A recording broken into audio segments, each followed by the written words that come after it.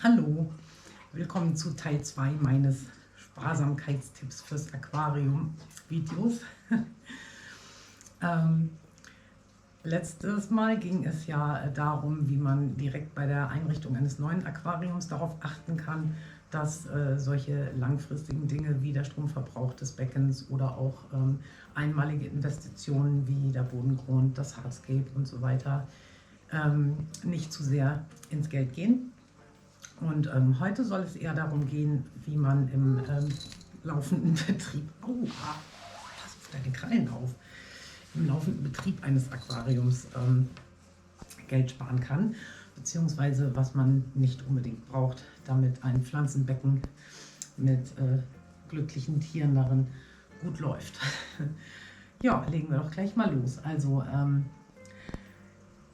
ein wichtiger Punkt, der direkt nach der Einrichtung und der Einlaufphase eines Aquariums direkt dann danach kommt, ist ja die Auswahl der Bewohner des Aquariums, also sowohl Pflanzen als auch Tiere. Was muss man eigentlich investieren? Wie viel muss man sich jeweils davon zulegen? Und ist das wirklich unbedingt nötig, dafür wahnsinnig viel Geld auszugeben? Fangen wir mal chronologisch gesehen mit den Pflanzen an, weil das ja das erste ist, was nach der Einrichtung eines Aquariums eben darin hoffentlich das Aquarium mit Leben füllt.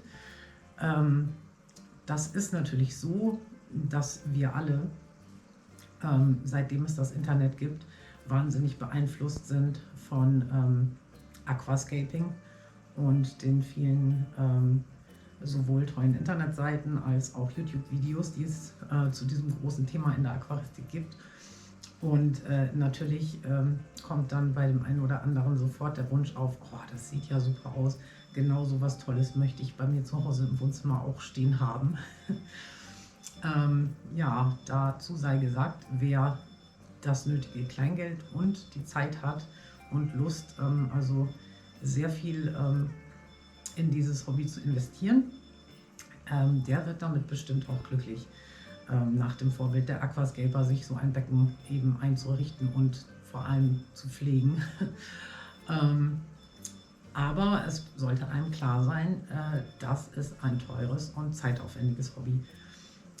Mein Mann hat sich mal mit einem Aquarianer unterhalten, da war ich leider nicht dabei, das hätte ich wahnsinnig interessant gefunden, aber er hatte mir das dann später erzählt, der eben gesagt hat, dass er Aquascaper gewesen ist, privat, und das Hobby mit eben sehr viel finanziellem und zeitlichem Aufwand auch zufriedenstellend betrieben hat. Aber er hat dann nach einer Weile die Aquaristik leider komplett an den Nagel gehängt, weil ihm das eben doch alles zu teuer und aufwendig geworden ist. Was ich persönlich sehr schade fand. Ich habe dann auch gesagt, ach Mensch, bei der Unterhaltung wäre ich gern dabei gewesen, weil man hätte ja auch mal drüber reden können, ob es nicht auch Sinn gemacht hätte, das bereits vorhandene Becken und so weiter, das bestimmt sehr teuer gewesen ist, und das ganze Equipment einfach auf Low-Tech umzustellen oder eben auf ein normales, durchschnittliches Gesellschaftsaquarium, was eben wesentlich weniger finanziellen und Pflegeaufwand benötigt. Ja, und das geht ja schon beim Pflanzenkauf los. Also so ein Aquascaper, der darüber vielleicht auch noch ein YouTube-Video dreht, wie er so ein tolles Becken einrichtet, der hat keine Skrupel, da direkt für die Ersteinrichtung Hunderte von Euros über den Tisch gehen zu lassen, um Pflanzen dafür zu kaufen. Aber eben auch aus einem ganz bestimmten Grund, weil man möchte ja, wenn man solche Videos macht, dass das Becken dann direkt nach der Einrichtung oder irgendwie 1, 2, 3, 5 Tage später, wenn man das dann nochmal präsentiert, perfekt aussieht. Also ein ganz tolles finales, sage ich mal, Bild abgibt. Und dafür muss man eben ganz tief in die Tasche greifen, um sehr viele, meistens auch sehr teure Pflanzen für den Anfang direkt zu kaufen. Das ist jetzt allerdings nicht das, was man als Durchschnittsaquarianer unbedingt tun sollte, weil das ist meiner Meinung nach rausgeworfenes Geld.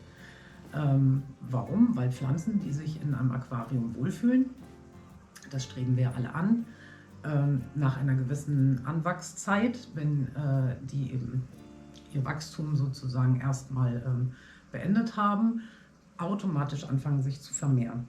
Und zwar auf ganz viele verschiedene Arten. Es gibt Wasserpflanzen, die bilden Ausläufer, das heißt, die wandern unterirdisch mit ihren Wurzeln durchs ganze Aquarium und überall kommen neue kleine Pflänzchen hoch.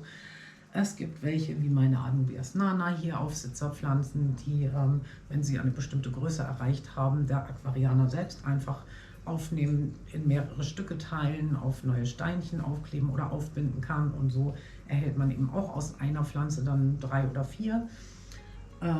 Meine wunderschönen Echinodoren hier, die sind im Moment ganz fleißig damit beschäftigt zu blühen. Und an diesen Blütentrieben wachsen dann lauter kleine neue Echinodoren-Babys und mit den entsprechenden Kenntnissen kann man die also auch großziehen und dann wiederum in seinen Aquarien unterbringen. Oder auch hier wie die Kryptokorynen, das sind Pflanzen, die einfach von alleine sich so lange ausbreiten, bis da so ein richtig schöner dichter Busch entstanden ist, von dem man auch immer wieder Ableger abnehmen und in andere Becken pflanzen kann. Also lange Rede, kurzer Sinn, seid geduldige Unterwassergärtner und ein bisschen Geduld, und das ist jetzt nicht so wie im Garten, wo man darauf warten muss, dass ein Obstbaum nach 10 Jahren endlich mal den ersten Apfel produziert, sondern in der Aquaristik geht das alles doch vergleichsweise schnell. Also nach ein paar Monaten guten Pflanzenwachstums kann man durchaus aus einem einzigen gekauften Töpfchen von einer Pflanzensorte schon einen ganzen kleinen Urwald herangezüchtet haben. Besonders schnell und einfach geht das auch bei Stängelpflanzen. Auch da habe ich nie mehr als ein einziges Töpfchen oder einen einzigen Büschel davon gekauft. Und wenn die dann oben an der Wasseroberfläche angekommen sind, dann kann man also die sozusagen auskneifen, die Hälfte davon, die obere Hälfte entfernen, einfach wieder unten in den Bodengrund reinstecken und dann wächst da ein neues Pflänzchen. Das hat also bisher noch jedes Mal funktioniert, wenn ich es gemacht habe. Ja, und ich habe in meinen 7 Becken, die ich hier also schon öfter mal vorgestellt habe, von jeder Pflanzenart, die ich besitze, nie mehr als eine einzige gekauft und diese dann eben entsprechend über ein paar Monate hinweg so lange vermehrt, bis das Becken sich gefüllt hat und dann auch eben nach ordentlich was ausgesehen hat. Nur man muss eben damit leben. Das ist der Nachteil, dass das Ganze in den ersten paar Wochen, mehr ist es nicht, halt ein bisschen spärlich aussieht, bis alles eingewachsen ist und sich langsam anfängt zu füllen und zu vermehren. Aber also wenn ich bedenke, wie viel Geld man einfach sparen kann, indem man selber teilt und vermehrt und unterstützt und so weiter und ausläufern lässt, ist es das für mich absolut wert. Also das wäre für mich jetzt kein Hinderungsgrund zu sagen, in den ersten Wochen sieht das Becken ein bisschen kahl aus. Ja, also mittlerweile ist das tatsächlich so, ich könnte alle 14 Tage ein komplettes neues Aquarium einrichten, nur mit allem, was ich hier so rausschneide und entfernen muss, damit das Ganze sich nicht in den Dschungel verwandelt. Ja, und wie gesagt, das finde ich also komplett übertrieben, zu sagen, ich mache mir jetzt irgendwelche Berechnungen für so ein 100, 180, 200 Liter Aquarium, wo überall die Pflanzen sitzen sollen, und kaufe mir dann für jedes Fleckchen eine eigene Pflanze. Das ist rausgeschmissenes Geld. Ja, so viel zur Bepflanzung. Bei dem Besatz verhält es sich ähnlich. Also ich habe beobachtet, dass gerade Neulinge in der Aquaristik dazu neigen, viel zu viele Fische und auch viel zu viele verschiedene Arten von Anfang an in ein Becken einzusetzen. Das ist einfach nicht nötig. Natürlich hat der Zuhändler ein großes Interesse daran, einem so viele wie möglich Fische und auch so viele wie möglich verschiedene Arten zu verkaufen. Klar, da hört man ja manchmal die absurdesten Dinge, die dann empfohlen werden für so ein 54 Liter Becken.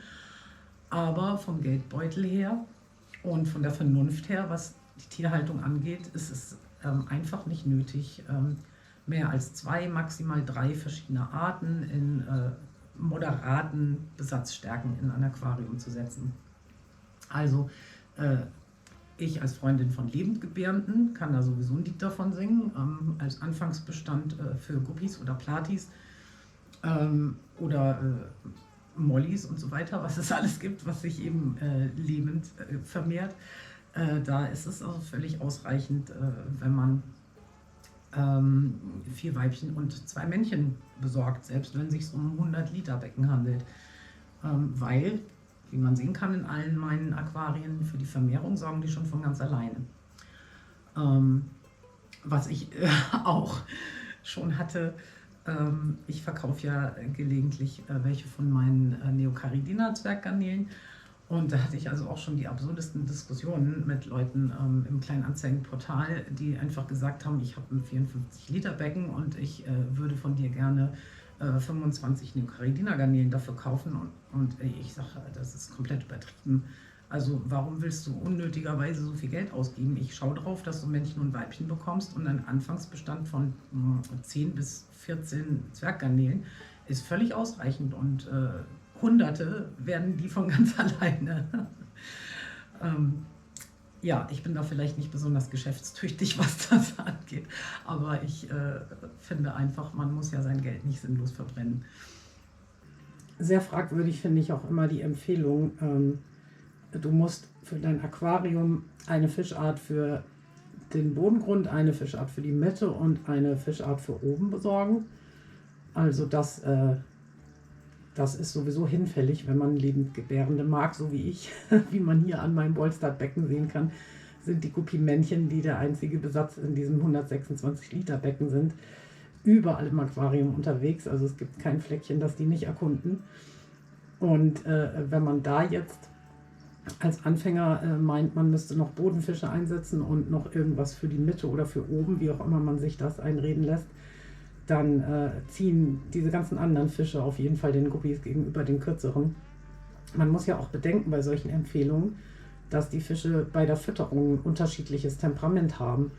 Und wenn man jetzt besonders verfressene Fische hat, so wie meine Guppies oder auch Regenbogenfische und Barben, andere Arten, die sehr schnell am Futter sind und da also sehr heftig zuschlagen, dann kann das gerade für langsamere Bodenfische auch mal problematisch werden, da überhaupt noch an ihr Futter zu kommen. Oder eben für ruhige Salmler, die in der Mitte stehen und darauf angewiesen sind, dass das Futter absinkt und bei ihnen überhaupt noch ankommt. Also da tut man sich gerade bei kleineren Becken keinen Gefallen, wenn man nicht auch das Temperament und ich sag mal, die Fressgeschwindigkeit der einzelnen Fischarten mitbedenkt, da kann das dann schon schwierig werden. Das führt dann meistens dazu, dass empfohlen wird, Welse zum Beispiel nachts zu füttern.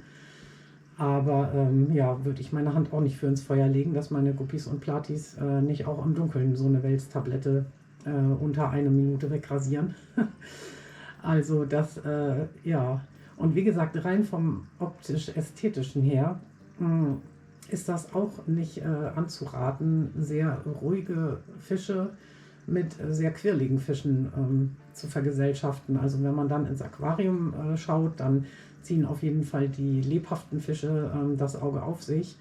Und die ruhigeren oder die vielleicht sogar versteckt leben, also es gibt ja Fischarten wie Dornaugen, die man praktisch nie zu sehen bekommt, oder auch Welse, die sind dann trotzdem im Becken vorhanden, belasten das Becken entsprechend biologisch, aber für den Aquarianer bilden sie dann eigentlich keinen Mehrwert, außer dass sie eben dafür sorgen, dass man das Becken stärker filtern und öfter Wasser wechseln muss. Von daher sich zu beschränken auf eine oder maximal 2 Fischarten, das macht auch von der praktischen Seite her durchaus Sinn. Wenn man sich entschieden hat, sein Aquarium nicht überzubesetzen und vor allem, was noch wichtiger ist, in ein kleines Becken nicht zu viele verschiedene Arten reinzusetzen, dann ist ja letztendlich die nächste Frage, wo kaufe ich die Fische? Und auch da hätte ich einen guten Tipp, der also nicht nur mit Geldsparen zu tun hat, sondern auch damit, gesunde, langlebige, möglichst fitte Fische zu bekommen. Nämlich bevor ihr in den Zoohandel geht oder eure Fische vielleicht sogar online bei irgendwelchen Händlern bestellt, schaut erstmal in die Kleinanzeigen in eurer Region Und macht euch mal schlau, ob es Aquarienvereine in eurer Gegend gibt, die vielleicht Aquaristikbörsen anbieten, weil Fische oder auch Zwerggarnelen und so weiter von Privatzüchtern zu kaufen, das kann ich also aus so vielen Gründen nur wärmstens empfehlen. Aber der wichtigste Grund ist mit Sicherheit, dass diese Fische bereits in einem voll funktionstüchtigen Ökosystem-Aquarium aufgewachsen sind, an die einheimischen Wasserwerte gewöhnt sind, die sich ja jetzt nicht großartig unterscheiden, wenn ihr zu euren Nachbarn geht und da Fische einkauft von euren eigenen Wasserwerten. Und vor allem, und das ist der wichtigste Punkt, bereits ein Immunsystem aufgebaut haben gegen die jeweilige bakterielle Zusammensetzung, mögliche Krankheitskeime und so weiter, die sich in einem laufenden, bepflanzten, eingerichteten Aquarium befinden.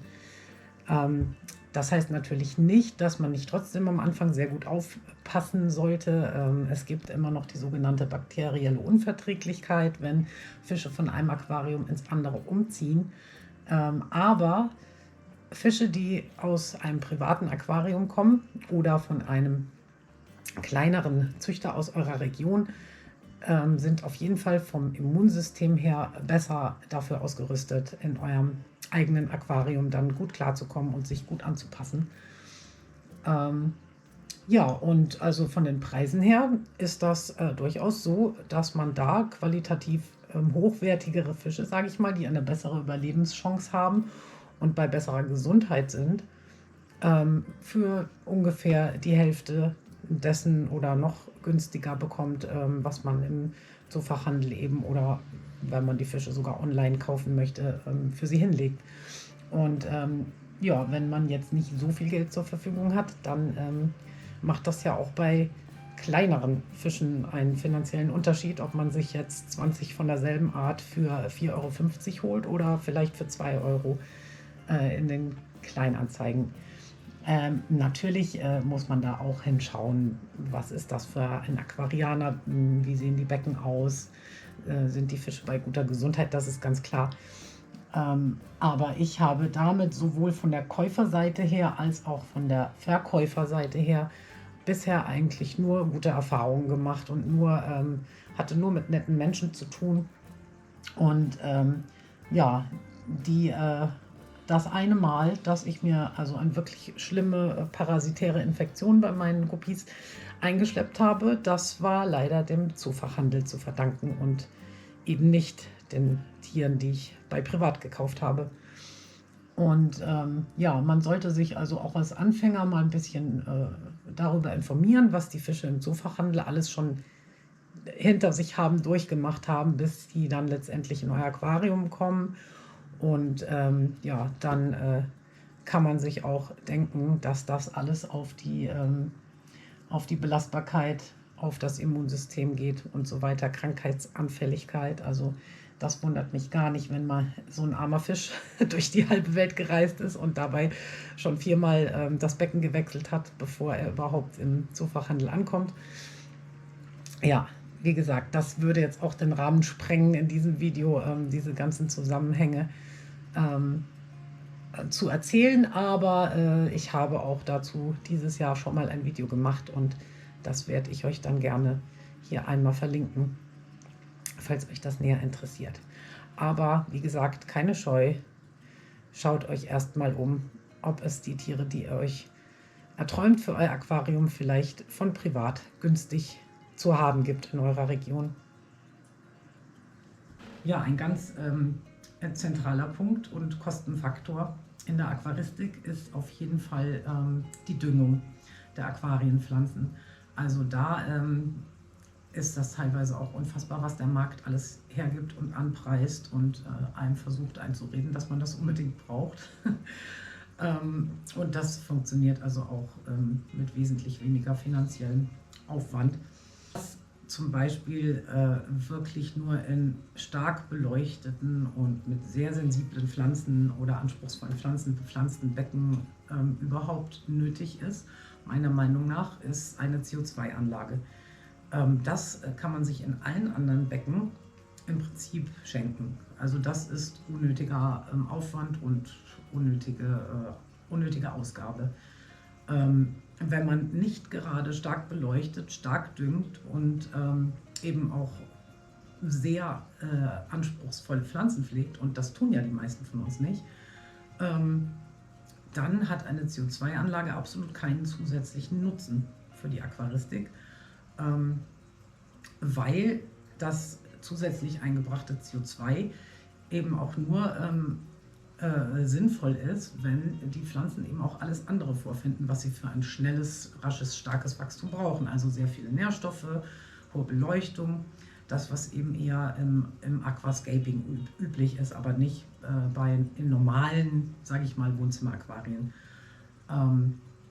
Was das CO2 ja letztendlich nur tut, ist das Wachstum stark beschleunigen, sofern die anderen Faktoren ebenfalls stimmen. Und das ist ja auch was im Aquascaping durchaus erwünscht ist. Aber als durchschnittlicher Aquarianer muss man sich ja auch mal überlegen, dass das einen zusätzlichen erhöhten Pflegeaufwand bedeutet. Also der Aquascaper, mit dem mein Mann sich unterhalten hat, der hat gesagt, dass er fast jeden Tag an seinen Aquarienpflanzen rumschnippelt, während ich das alle 14 Tage tue und das absolut ausreichend ist für die Wachstumsgeschwindigkeit, die meine Pflanzen eben ohne CO2-Anlage zeigen. Und es ist ja auch nicht so, dass ein Aquarium ohne CO2-Anlage kein CO2 hat. Das ist ja ein Trugschluss, sondern CO2 entsteht auch in geringem Maßen durch die Atmung der Fische, das entsteht durch die Abbauprozesse im Mulm und wenn sich zum Beispiel eingebrachte Blätter oder pflanzliches Futter zerlegen oder von Mikroorganismen zerlegt werden. Das sind alles kleine Mengen CO2, die da durch natürliche Prozesse im Aquarium produziert werden, und die sind eben im Normalfall eines normal beleuchteten, normal bepflanzten und mäßig gedüngten Beckens völlig ausreichend, ohne dass man das zusätzlich noch mit eingeben muss. Also ich habe da schon die absurdesten Dinge gesehen. Ich war letztens in einem Internetforum, da ging es auch um die CO2-Anlage, und da hatte jemand mit einem Barsch-Aquarium, in dem sich ein paar Vallisnerien und Anubias befunden haben, eine CO2-Anlage. Und ich dachte, wer hat ihm das denn eingeredet? Also das sind ja wirklich die komplett anspruchslose Pflanzen, die sowas auf keinen Fall benötigen. Aber nun ja, das ist eben auch alles Marketing. Ja, und bei der Düngung verhält es sich genauso. Also das, was der durchschnittliche Aquascaper tut, nämlich praktisch auf täglicher Basis einzelne Bestandteile und Komponenten in seinem Becken messen und dann aus einzelnen Fläschchen, die alle sehr teuer eine einzige Düngekomponente enthalten, dann eben wieder genau auf Maß aufdüngen. Das ist ja auch kompletter Wahnsinn in einem normalen Gesellschaftsbecken. Das ist absolut unnötig. Also was komplett ausreicht, ist, wenn man sich einen wöchentlichen Volldünger zulegt, egal von welcher Marke, und den dann eben einmal wöchentlich oder so wie ich das mache, auf 2 wöchentliche Gaben verteilt ins Aquarium dosiert, und da kann man auch ruhig unter der angegebenen Dosierempfehlung des Herstellers bleiben. Das ist in den meisten Fällen völlig ausreichend. Also bei Dünger würde ich immer sagen, lieber zu wenig als zu viel ins Aquarium kippen. Und wenn es dann doch mal zu wenig sein sollte, dann sieht man es den Pflanzen ja an. Also dann entstehen vermehrt gelbe Blätter. Ich meine, ab und zu mal ein gelbes Blatt ist ja eh klar, aber das ist nicht schlimm. Oder die Pflanzen werden löchrig, oder die Schnecken fangen plötzlich an, abgestorbene Pflanzenreste wegzufressen. Also dann ist eindeutig ein Nährstoffmangel vorhanden, und dann kann man ja immer noch überlegen, was fehlt der Pflanze und wie gebe ich das zu. Aber grundsätzlich für alle durchschnittlichen Zwecke ist das völlig ausreichend. Was ich noch tue, weil ich sehr viele verschiedene Echinodorus-Arten pflege, ist, dass ich einmal im Monat eine Bodentablette an die Wurzeln der Echinodoren schiebe, weil diese Pflanzen sehr starke Wurzelzehrer sind. Und wenn man eben sowas hat, was davon profitiert, dann kann man das ergänzend noch tun. Aber alles Weitere halte ich also bei der durchschnittlichen Bepflanzung eines normalen Gesellschaftsaquariums für überflüssig und ja, letztendlich nicht notwendig. Besonders speziell und interessant wird es natürlich bei Wollstadt-Aquarien, die zumindest in den ersten 12 Monaten komplett ohne zugekaufte Düngemittel auskommen. Das kann ich euch gerne mal verlinken. Das habe ich ja diesen Sommer auch testweise einmal aufgestellt und werde dann also nächstes Jahr um die Zeit, wo ich das aufgestellt habe, wenn dann 12 Monate vorbei sind, darüber berichten, wie gut das funktioniert hat. Dieses Becken also gar nicht mit irgendwelchen weiteren Düngern zu versorgen, außer mit der eingebrachten Gartenerde. Das wird nochmal spannend, aber bisher kann ich sagen, funktioniert das ganz hervorragend und das Wachstum der Pflanzen in meinem Wollstadt-Becken ist sogar deutlich schneller und gesünder, üppiger und sie blühen auch mehr, als sie das in meinen anderen Becken tun, in denen ich eben in meinem reinen Poolfiltersand ein bisschen zudünge. Wie ihr vielleicht wisst, wenn ihr meine Videos schon ein paar Mal gesehen habt, habe ich sehr viele sehr hungrige Guppies durchzufüttern. Und das Futter für die Tiere ist eben auch ein großer Kostenfaktor. Und da habe ich also auch schon die absurdesten Dinge mitbekommen. Also ich hatte mal jemanden da, der ein paar Guppies bei mir kaufen wollte für ein 54 Liter Becken und habe dann ein Foto gezeigt bekommen von der Futterbatterie für dieses 54 Liter Becken. Es war unglaublich. Also da stand wirklich alles, was im Zooladen zu haben ist, für jede einzelne Tierart. Es waren sowieso viel zu viele verschiedene, die sich in diesem kleinen Becken befindet, ein eigenes Futtermittel. Also das ist in den meisten Fällen absolut nicht nötig. Ich halte hier doch sehr viele verschiedene Tiere und also die kommen völlig problemlos und bei bester Gesundheit mit einem einzigen Flockenfutter aus, das ich als Basisfutter verwende. Und mit gefriergetrockneten Futterinsekten noch versehe. Also das mische ich immer so etwa 50-50. Das sind mal Daphnia oder Artemia, je nachdem, was ich gerade günstig bekomme. Und das ist sozusagen das Basisfutter für alle. Und als einzige Ergänzung fütter ich dazu noch Bodentabs, weil ich in einigen Becken wie diesem hier Panzerwelse pflege. Und da gehen natürlich die Fische auch ran. Und das ist letztendlich das, was ich an Futter besitze. Also von Lebendfutter und bin ich mittlerweile abgekommen, außer der gelegentlichen Mückenlarve im Sommer, die aus meiner Regentonne im Garten kommt und über die sich die Fische sehr freuen. Aber kaufen tue ich das nicht mehr, weil ich einmal einen Planarienbefall hatte und auch leider einmal einen Befall mit Fräskopfwürmern und weil man das nicht zu 100% sicher ausschließen kann, dass das in Lebendfutter, auch in gefrorenem Lebendfutter, sich leider drin befindet. Und das möchte ich mir also nicht mehr in meine Becken holen. Und Granulatfutter, Futterflocken und gefriergetrocknetes Futter sind also absolut 100%ig sicher. Da können keine Parasiten und Krankheitserreger drin sein, dem Herstellungsprozess geschuldet.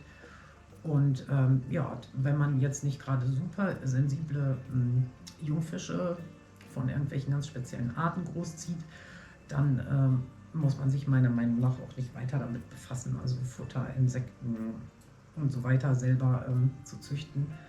Das ist zwar ein super spannendes Thema und ich finde das auch wahnsinnig toll, wenn Leute sich die Mühe machen und es ist bestimmt ganz toll für die Fische, aber das ist ja auch was man selber ästhetisch finden muss und was die Familie tolerieren muss. Und ich glaube, da würde ich mich zu weit aus dem Fenster legen, wenn ich jetzt anfangen würde, hier irgendwelche Ehelchen in der Küche zu züchten. Das würde Ärger geben. Ja, aber wie gesagt, mit diesem sehr abgespeckten Fütterungsplan kommen alle meine Tiere bestens zurecht. Und was ich vor allem gar nicht tue, ist irgendein spezielles Futter für die Zwerggarnelen kaufen.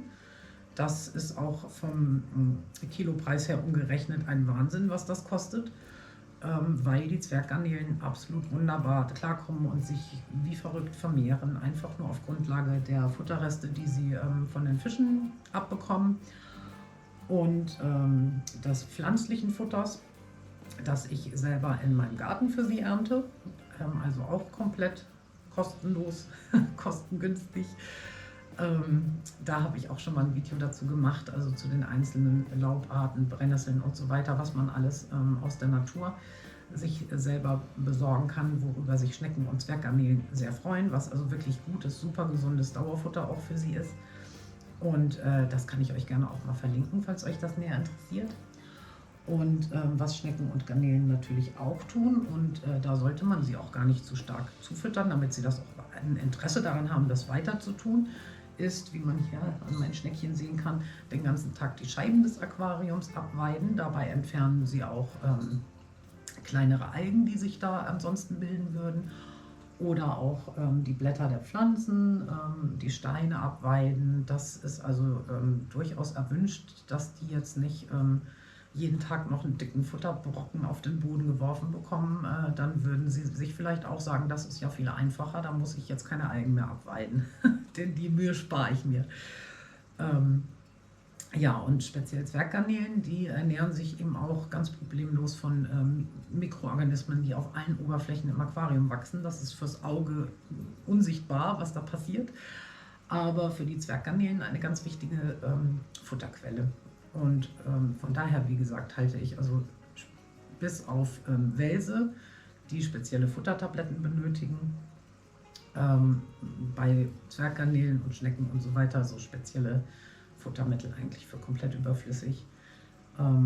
Wie gesagt, meine vermehren sich super bei bester Gesundheit und werden praktisch, was die Fütterung angeht, sehr stiefmütterlich behandelt. Ja, was im laufenden Betrieb eines Aquariums auch bei allen ergriffenen Vorsichtsmaßnahmen doch gelegentlich mal vorkommen kann, ist, dass irgendeine Algenart sich etwas zu sehr im Becken vermehrt, sodass man also etwas dagegen unternehmen möchte. Und auch da gibt es einen Riesenhaufen Anti-Algenmittel zu kaufen im Fachhandel, die meiner Meinung nach alle recht bedenklich sind, was die restlichen Bewohner des Aquariums angeht. Also ich wäre da sehr vorsichtig damit, irgendwelche vermeintlich sicheren Anti-Algenmittel ins Aquarium zu kippen, weil das einfach meistens sehr starke Desinfektionsmittel sind. Und das kann durchaus gerade bei Wirbellosen zu entweder direkten oder langfristigen Schädigungen führen. Also da bin ich kein Freund davon. Ja, was man bei Algenbefall auf jeden Fall als allererstes überprüfen sollte, ist die Beleuchtung. Da habe ich ja im ersten Teil dieser Reihe schon drüber gesprochen. Also zu starke, zu lange Beleuchtung ist auf jeden Fall der Algenproduzent im Aquarium schlechthin. Das ist also die erste Stellschraube, die man meiner Meinung nach erstmal drehen sollte, bevor man nach einem Anti-Algenmittel aus dem Handel greift.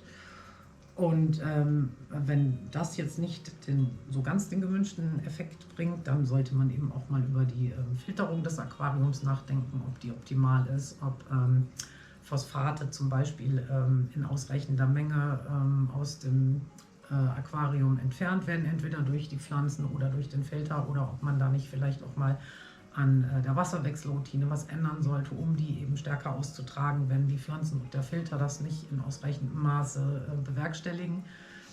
Das wäre also der zweite große Punkt zur Algenbekämpfung. Und wenn man dann immer noch hartnäckige Algen auf irgendwelchen Pflanzen oder Hardscape sitzen hat, dann kann man da mit einem natürlichen, sehr kostengünstigen Mittel aus dem Supermarkt gegen angehen, nämlich mit Zitronensäurepulver.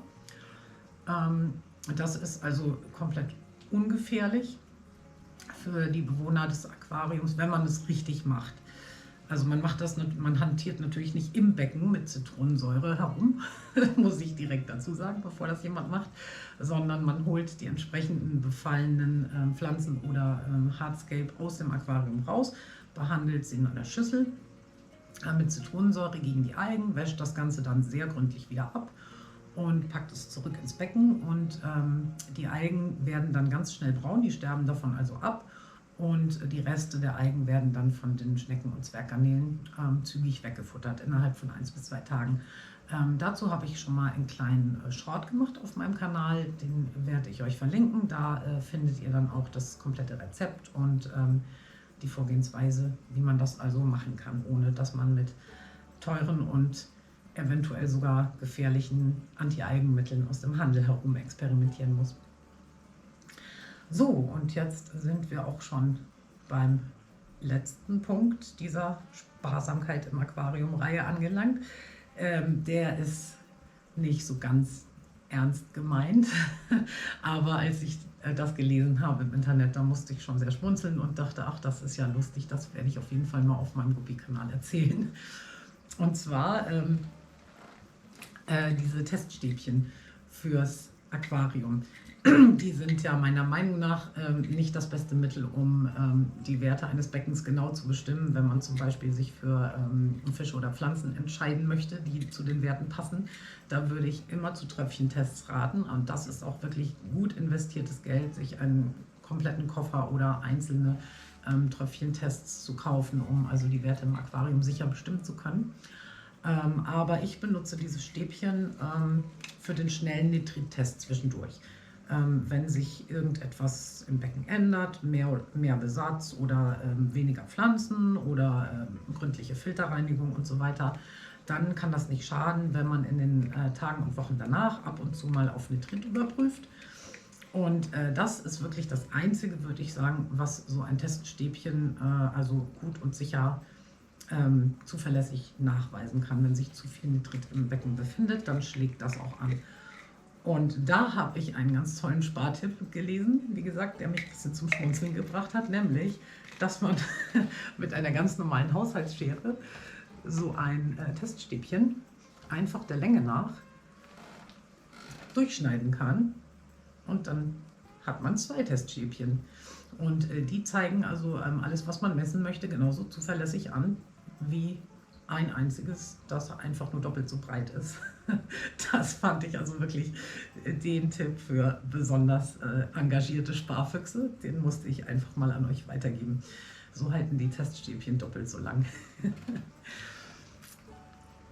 Ja, und damit, ich schaue nochmal sicherheitshalber, ja, habe ich meine gesammelten Tipps der letzten 8 Jahre, was Geld sparen und Budgetmaximierung in Aquarien so angeht, alle unters Volk gebracht und freue mich schon sehr auf die Diskussion in der Kommentarspalte zu diesen beiden Videos, denn so wie ich euch kenne, habt ihr auch noch einiges an guten Tipps auf Lager oder auch eine starke Meinung dazu, was man sich im Aquarium alles schenken kann, weil es nicht nötig ist, es käuflich zu erwerben, um hübsche Aquarien mit gesunden Bewohnern zu haben.